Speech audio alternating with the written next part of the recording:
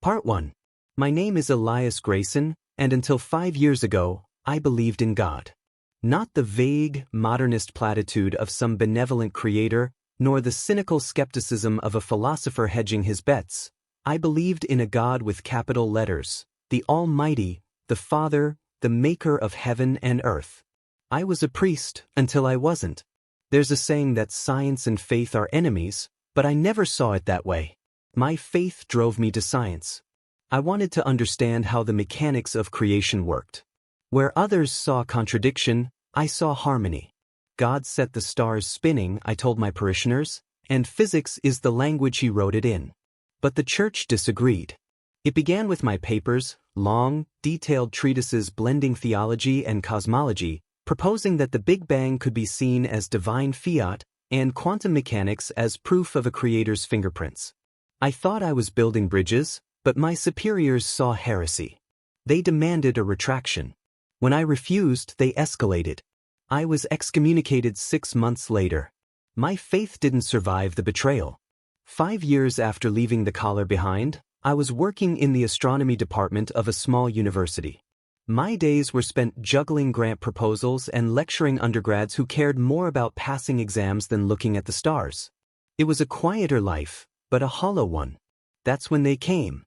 I remember the man who approached me clearly, probably because everything about him felt like a caricature of clandestine government types. He had the black suit, the mirrored sunglasses, and the stiff gait of someone who had never blended in anywhere. He didn't introduce himself. Dr. Grayson? Yes. You're requested for a classified project. It's an opportunity that aligns with your unique expertise. May I sit? He didn't wait for permission, lowering himself into the chair opposite my desk and sliding a sleek black folder toward me. Who are you? I asked, keeping my voice calm despite my apprehension. He didn't answer. Instead, he gestured toward the folder. You'll find everything you need in there. Read it carefully. If you're interested, there's a car waiting outside. It wasn't a request, and the weight in his tone carried more authority than the church ever had. The folder was unmarked, but its contents were anything but ordinary. Diagrams of strange machines, photographs of ancient manuscripts, and a single question scrawled in bold type across the top page. Does God exist? There were other pages, too, detailing the terms of the project, security clearances, a staggering salary, and a clause that essentially signed my life away. It was absurd, like something from a spy novel. But the question lingered in my mind. I had spent my life trying to reconcile science and faith. Here was an opportunity to chase the ultimate answer. I'd told myself I didn't care anymore, but at that moment, I realized the ember of my curiosity had never fully died. I didn't need much time to decide.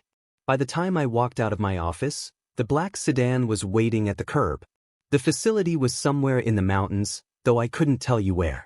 The car's windows were tinted too dark to see through, and when we arrived, they blindfolded me before leading me inside. It was a strange combination of high-tech sterility and Gothic architecture. Labs bristling with equipment sat beside halls lined with statues and murals of gods both familiar and obscure. I wasn't the only one there. The team was an eclectic mix: physicists, theologians, mystics, and even a historian specializing in pre-Abrahamic religions. They introduced themselves in clipped, professional tones. Everyone referred to me simply as Dr. Grayson. After a brief orientation, I was led to my quarters, a Spartan room with a single bed, a desk, and a terminal connected to a secure network. A man in a lab coat handed me a keycard and a small tablet loaded with classified documents. Your first assignment, he said, is to familiarize yourself with the basic premise. You'll find the term God mentioned frequently. I suggest you pay close attention. God I asked. He didn't answer. Instead, he left me standing in the hallway, clutching the tablet. I spent that first night reading until my eyes burned. The documents were dense and unsettling, blending cutting-edge physics with references to ancient texts and rituals. At first, the premise seemed absurd, that God was not a singular entity but a recurring force, manifesting in different forms over eons. These manifestations were said to embody distinct divine aspects: creation, detachment, compassion, and now God 4, an iteration described as the embodiment of wrath and destruction.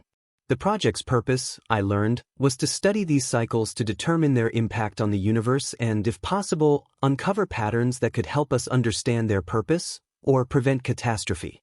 The last file I read was a transcript of a briefing given to the project's lead scientists. God 4, the transcript read, is the culmination of all prior cycles. It is wrath incarnate, chaos distilled. Its arrival will not be subtle. It will be catastrophic, ushering in a purge of imperfection to prepare the universe for the rebirth of Cycle 1. The words sent a chill down my spine. Despite my cynicism, I felt something stir in me, a shadow of the faith I thought I'd abandoned. Could this be real? Could the God I'd worshipped as a priest be but one iteration of a much larger, far stranger truth? I slept fitfully that night, haunted by fragments of scripture that now took on an ominous new meaning. I am Alpha and Omega, the beginning and the end. The first days in the facility blurred together, a surreal mixture of cutting-edge science and ancient superstition. Every morning began with briefings that would have sounded insane to anyone outside those walls. Updates on quantum field experiments, analyses of sacred particles, and progress reports on rituals reconstructed from forgotten civilizations. My task was to bridge the two worlds, to find the common thread between the divine and the physical.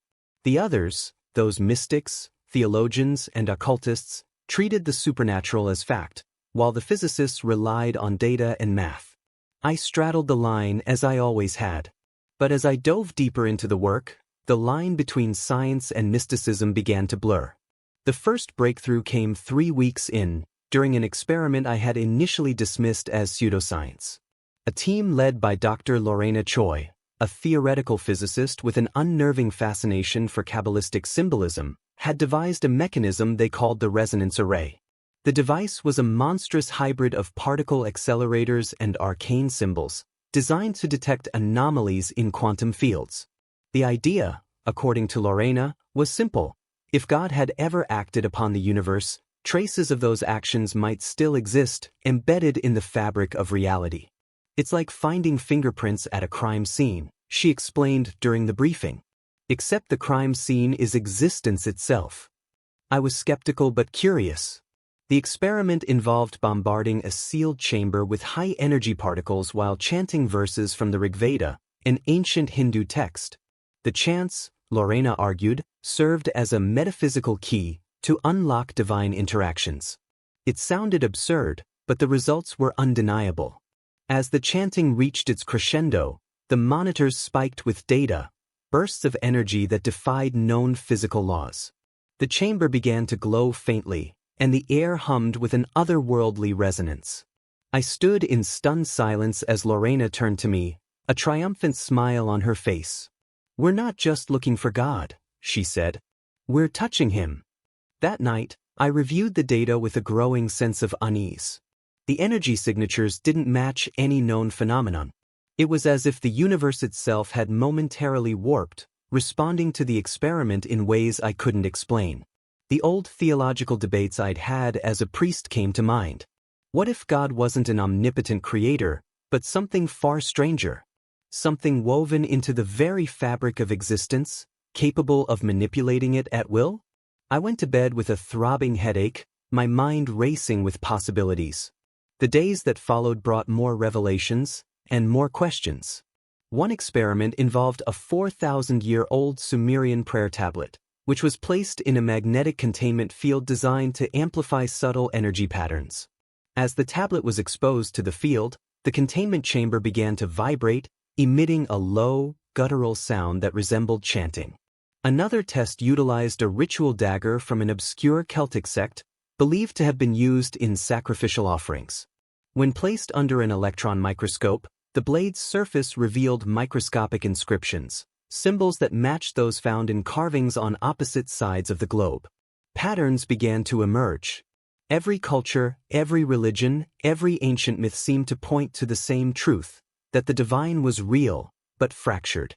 Each piece of evidence felt like a shard of a shattered mirror, reflecting only a fragment of a much larger whole. But the most unsettling discovery came during what we called the divine fragment retrieval. The retrieval process involved isolating and amplifying energy anomalies detected by the resonance array. These anomalies, Lorena theorized, were remnants of divine actions, traces left behind by past incarnations of God. The first fragment was subtle, manifesting as a faint distortion in light patterns. The second was more pronounced, producing an audible hum that set our teeth on edge. But the third was something else entirely. It happened during a late-night session, with only a skeleton crew present. The chamber housing the resonance array began to glow brighter than ever before, pulsing with a rhythmic intensity. The hum grew louder, resonating deep in our bones. And then, for a brief moment, we saw something. It was impossible to describe, a shape that defied logic, folding and unfolding in ways that hurt to look at. Colors I couldn't name swirled around it, and its surface seemed to ripple like liquid glass. I could feel its invasive presence penetrating my mind. One of the mystics fell to his knees, muttering a prayer in a language I didn't recognize. Lorena stared in awe, tears streaming down her face. I couldn't look away. For the first time in years, I felt something akin to faith, a desperate, terrifying certainty that we were in the presence of something greater than ourselves. The aftermath of the experiment was chaotic. The shape vanished after only a few seconds, leaving behind scorched equipment and frayed nerves. Debriefings were tense. Half the team wanted to shut down the experiments, claiming we were tampering with forces we didn't understand. The other half, led by Lorena, argued that we were on the brink of a breakthrough. I found myself caught in the middle. The rational part of me knew the risks were escalating, but a deeper part, the part that had once worn a priest's collar, felt an insatiable need to continue. I spent hours poring over the data, trying to make sense of what we'd witnessed. The patterns were clear. These fragments weren't random. They were pieces of something larger, something coherent. That's when I stumbled upon an obscure file buried in the classified archives. The Cycles of God, Advanced Analysis. The document didn't rewrite what I already knew about the cycles, it deepened it. It contained data and observations that the project leads hadn't disclosed to the team, possibly for fear of inciting panic. The file suggested that the cycles were not just sequential events but part of a self-sustaining cosmic mechanism, one designed to purge and renew existence. It also included chilling timelines and predictions. God 4's arrival was not an abstract possibility, but a near certainty, calculated to occur within weeks. The file's final pages hinted at something even more disturbing. Not all cycles followed the same patterns. Cycle 4, they suggested, was anomalous, its destructive intensity potentially surpassing anything that had come before. The implications were clear. This wasn't just the end of a phase. It could be the end of existence as we knew it. What made the file unsettling wasn't its theories but its implications. The researchers who authored it had gone further than anyone else, charting the patterns of destruction that accompanied each cycle and predicting what Cycle 4 would bring. Their conclusion was stark, underscored by a final, dire warning. Cycle 4 is imminent. It will not be kind. The words troubled me in a way the earlier briefings hadn't. It was one thing to discuss theory in abstract terms. It was another to see the evidence laid out so plainly, alongside the unmistakable certainty of what was to come. That night, I couldn't sleep. My dreams twisted into a kaleidoscope of distorted shapes, fragments of scripture, and whispers I couldn't place. They all seemed to coalesce into a single, nightmarish thought. When I awoke, my lips moved before I even realized I was speaking. Behold, I make all things new. The verse, straight from the biblical book of Revelation, echoed in my mind. The words no longer felt like a promise. They were a threat. Part 2. The mood in the facility shifted after the experiment with the third fragment. We all felt it, a mounting tension that crept into every conversation, every glance exchanged in the sterile hallways. For some, it was a thrill.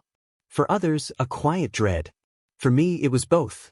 I buried myself in work, dissecting the data from our latest experiments and looking for patterns that might offer some sense of control. But control was an illusion. The fragments weren't random anomalies. They were pieces of a puzzle we weren't meant to solve. And yet, we kept going. The warning signs began as subtle anomalies, bursts of gamma radiation from nowhere, unexplained gravitational shifts near the facility, and a rise in seismic activity that couldn't be attributed to any tectonic fault.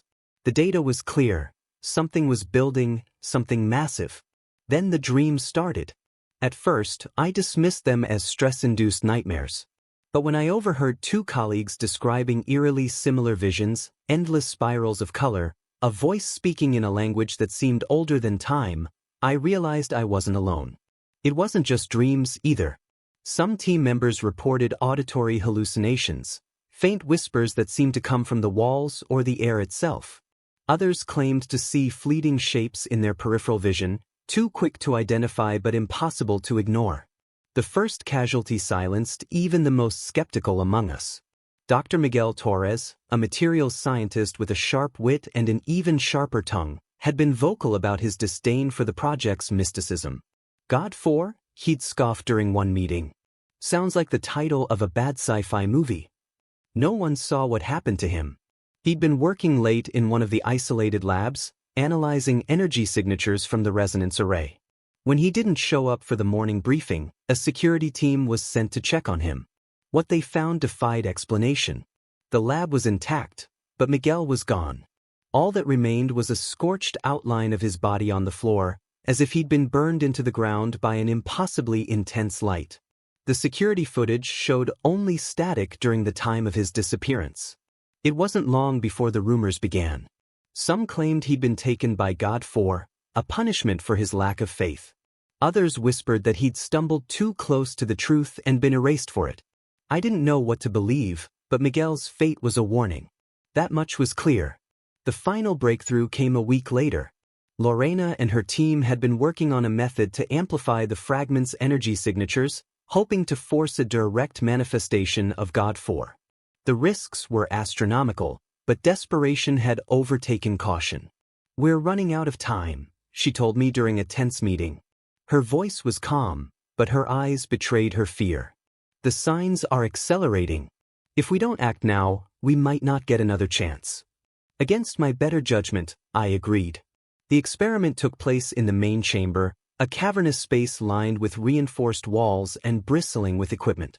The resonance array had been upgraded, its circuitry glowing with an unsettling, almost organic light.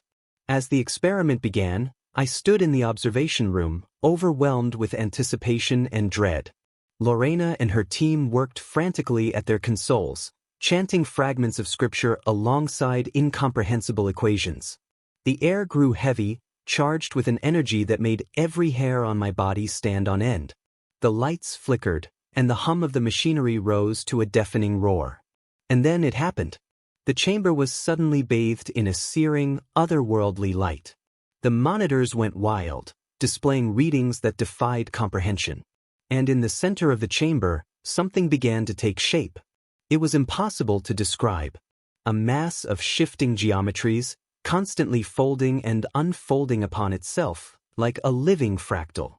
Colors I'd never seen before danced across its surface, and its form seemed to pulse with a rhythm that resonated deep in my chest. The voice followed, a soundless vibration that bypassed the ears and spoke directly to the mind. "I am." The words were simple, yet they carried a power that rivaled the intensity of 1,000 stars. Lorena collapsed to her knees, tears streaming down her face. Several others followed, their expressions a mix of awe and terror. I remained standing, though my legs felt like they might give out at any moment. The entity's presence was overwhelming, its consciousness pressing against mine like an ocean threatening to drown a single drop of water. And yet I felt a strange clarity. This was God 4. The voice continued, resonating with an authority that left no room for doubt.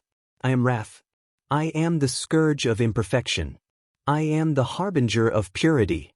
Images flooded my mind, worlds burning, galaxies collapsing into themselves, life reduced to ash and dust. It wasn't just humanity at stake, it was everything. The universe itself would be purged, stripped bare to make way for the next cycle. And yet there was a twisted logic to it. The destruction wasn't malicious, it was necessary. A cleansing fire to prepare the cosmos for renewal. I wanted to scream, to beg for mercy, But the words wouldn't come. You will witness. You will remember. The entity's light flared, blinding and absolute. When it faded, the chamber was empty, the equipment fried, and the walls charred, but the entity was gone. For a moment, there was silence. Then Lorena whispered, her voice trembling. It's coming. The aftermath was chaos. Half the team quit on the spot, refusing to continue what they called a doomed endeavor.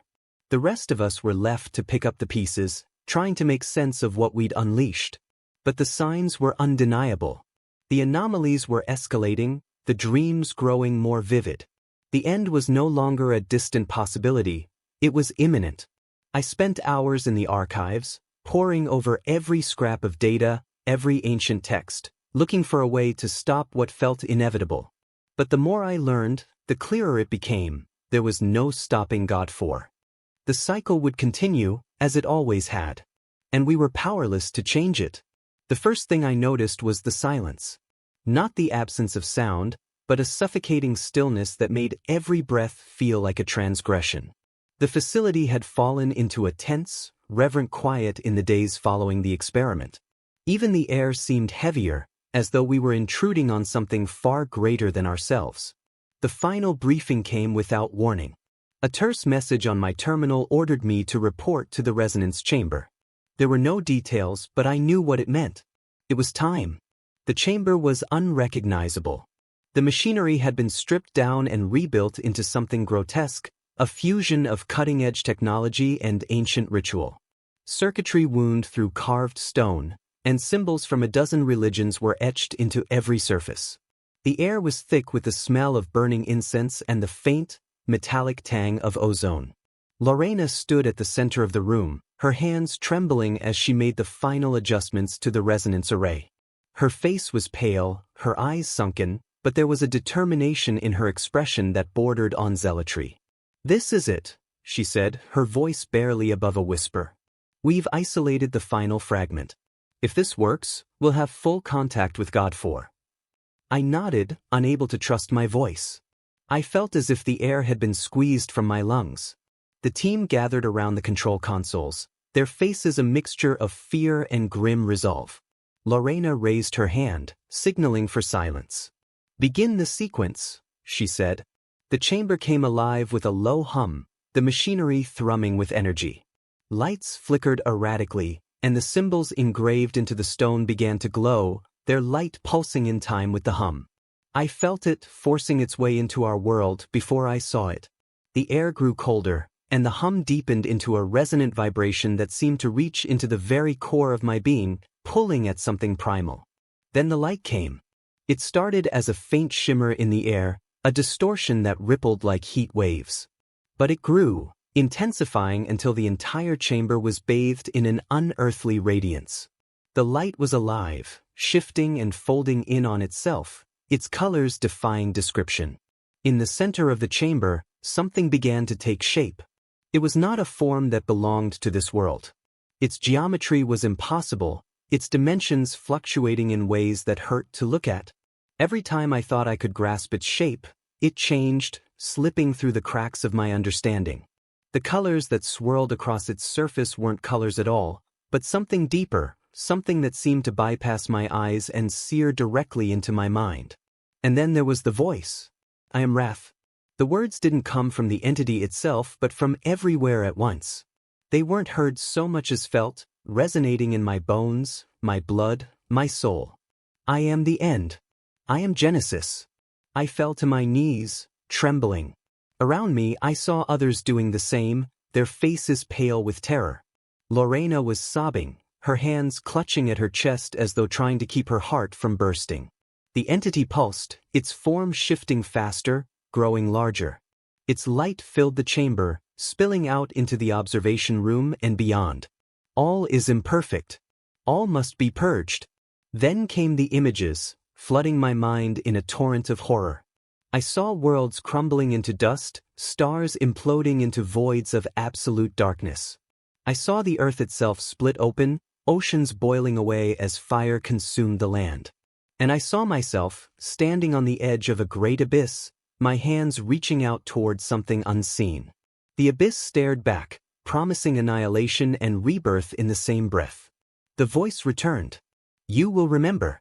The words echoed in my mind as the light began to fade. The entity's form dissolved, collapsing in on itself until nothing remained but the faint thrumming of the machinery. When it was over, the silence returned, deeper and more oppressive than before. No one spoke. We simply sat there, staring at the empty chamber. Lorena was the first to move, standing on unsteady legs and turning to face the rest of us. "It's done," she said, her voice hollow. "We've seen it. We know." But her words brought no comfort. The knowledge was a burden none of us were prepared to carry. We had called forth God for, and it had answered. And nothing had changed. Part 3. We didn't know how quickly it would happen. There were debates among those of us who remained in the facility, most of which felt more like desperate rationalizations. Did we have days? Months? Could we, perhaps, measure the time remaining in years? It took less than a week. The first signs were subtle but undeniable. The stars began to shift. Constellations warped into unfamiliar patterns, their light bending in ways that shouldn't have been possible. Astronomers at the facility scrambled to calculate trajectories, but there was no logic to the alterations. It was as if the sky itself was being rewritten. Reports from the outside world filtered in, fragmentary and surreal. Coastal cities experienced inexplicable tidal waves, their harbors reduced to ruins without a single tremor beneath the sea. Deserts bloomed with flowers that withered into ash within hours. The auroras, ordinarily confined to polar regions, swept across the globe, bathing everything in an eerie, shifting glow. It wasn't just Earth. Telescopes trained on deep space captured galaxies unraveling like frayed threads, their light dimming until only darkness remained. The entire universe was collapsing, piece by piece. And there was nothing we could do about it. The dreams grew worse. I saw myself walking through ruinous landscapes, endless wastelands dotted with the remnants of a once thriving world. Buildings stood half-submerged in sand, their rooftops broken and crumbling. Rivers of molten metal carved paths through desolate plains, the sky above a churning mass of black and red. In every dream, the voice was present. "Behold, the new order." It spoke with a finality I couldn't escape, each word searing my thoughts, carving itself into my mind. The others began to break. Lorena was the first. Her brilliance, her zeal, it all crumbled. I found her in her quarters, sitting on the floor with pages of scrawled equations and prayers spread around her like a shrine. She looked up at me with hollow eyes and whispered, "We were never meant to know." I wanted to comfort her, but couldn't find the words. What could I possibly say? That it would be okay? That we'd survive this? It would have been a lie, and she would have known it. The next morning, she was gone, no note, no explanation, leaving behind an empty room and the faint smell of burned paper. Others followed suit. Some fled, trying to return to lives that no longer existed.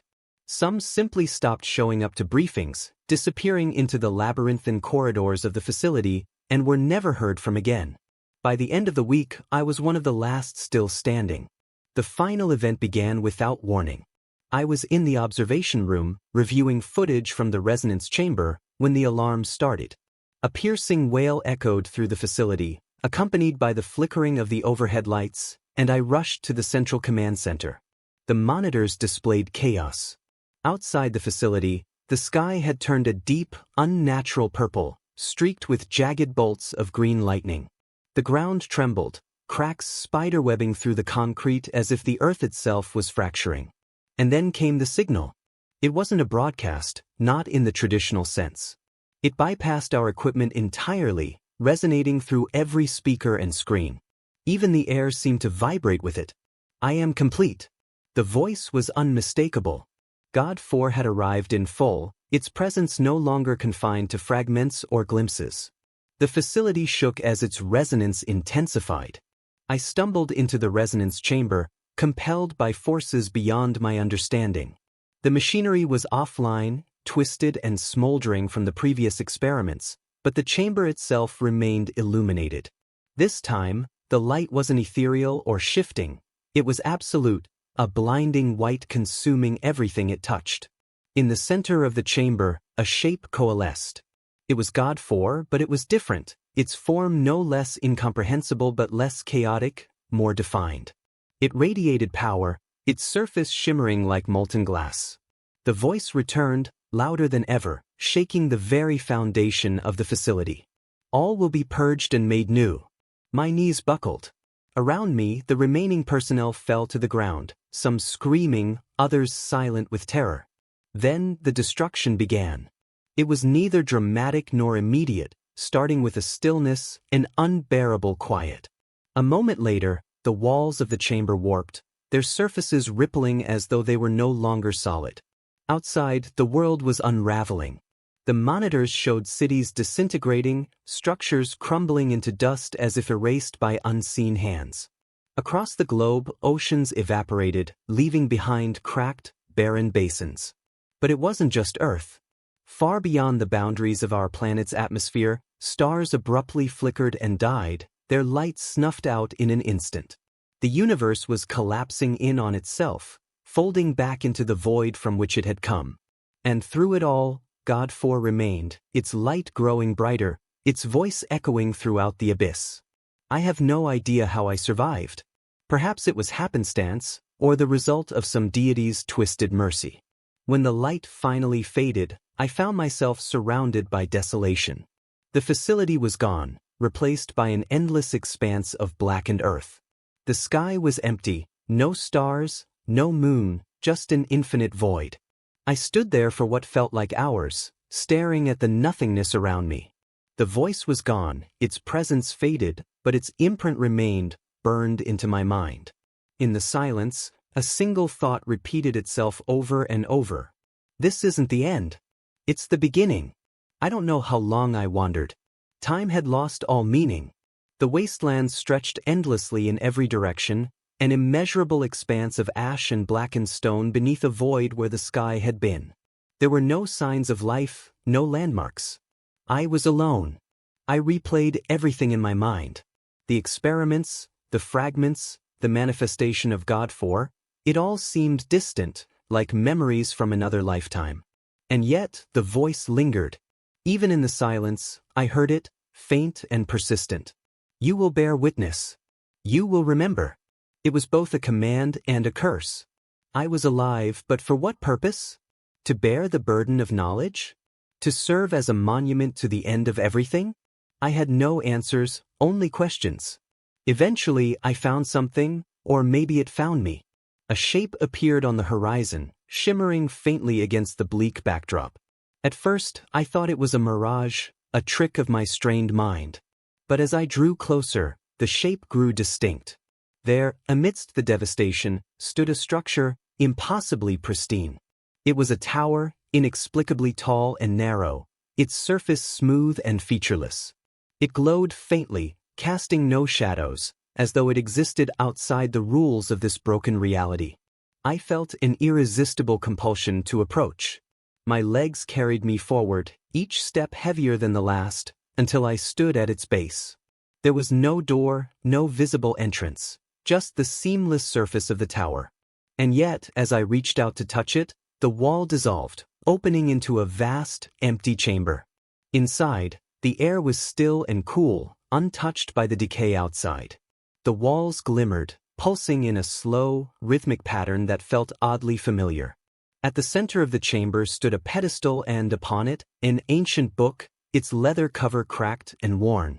Its title was embossed in gold, the letters faded but legible, The Cycles of God. I approached it cautiously, hesitating, before placing my hand over the cover. Instinctively, I knew that opening the tome would change everything, but had no other choice. The pages were filled with indecipherable diagrams, symbols, and text. As I turned them, however, their meaning became clear, as though the knowledge was being whispered directly into my mind. The book detailed the now familiar cycles of existence, each one governed by a different iteration of the divine: creation, detachment, compassion, and, finally, wrath. The process always ended in destruction, a cleansing of imperfections in preparation for conception. And it was endless, an eternal loop stretching beyond our wildest comprehension. Then, on the final page I saw it, Cycle 5. The section was incomplete, the text fragmented, as though even the book had struggled to describe what lay beyond wrath. But one phrase was clear, etched into the margin in trembling script. The cycle breaks. My breath caught. The cycles, I realized, weren't immutable after all. Cycle 5 wasn't simply another iteration. It was unprecedented, unmeasurable, and unfathomable. In possession of this newfound knowledge, a single question came to mind. Was this rebirth a continuation, or were we truly in uncharted territory? I closed the book, and the voice returned. You are responsible. You will understand. The tower began to tremble, growing brighter, its light filling every corner of the chamber. I staggered back, shielding my eyes, to no avail. When the light finally faded, I was no longer in the tower. I awoke to the sound of birdsong. For a moment I thought I was dreaming. But as I opened my eyes, I marveled at the green fields stretching out before me, dotted with trees that swayed gently in the breeze. The sky was blue, the air warm and sweet. I'd been created anew, in a world reborn, but it wasn't our world. The constellations were unfamiliar, their arrangements unbound by the patterns I had studied. The sunlight was too golden, the gravity subtly different, familiar, yet wholly alien. This was something new, or was it? My mind churned with memories, excerpts from the cycles of God. Was this the promised renewal, the first act of a new iteration? Or was it, and I, an aberration, a break in a previously eternal loop? In spite of everything, I stood there, serene, taking it all in. It was not the tranquility of closure, but the fragile, trembling peace of uncertainty. Had Cycle 5 begun, I wondered, or had the cycles malfunctioned and left me suspended in some sort of limbo? I don't know if this place is heaven, purgatory, or something else entirely. Perhaps it really is the beginning of a fifth cycle, or the absence of order altogether. Whatever the case may be, I am an anomaly, the sole survivor in a world made new. Was this our Creator's final act of wrath? Or his first act of mercy? God has gone silent, and the answers elude me. As I stand here, waiting for whatever's next, 3 questions remain. Who am I responsible for? What have I become? And where is God 5?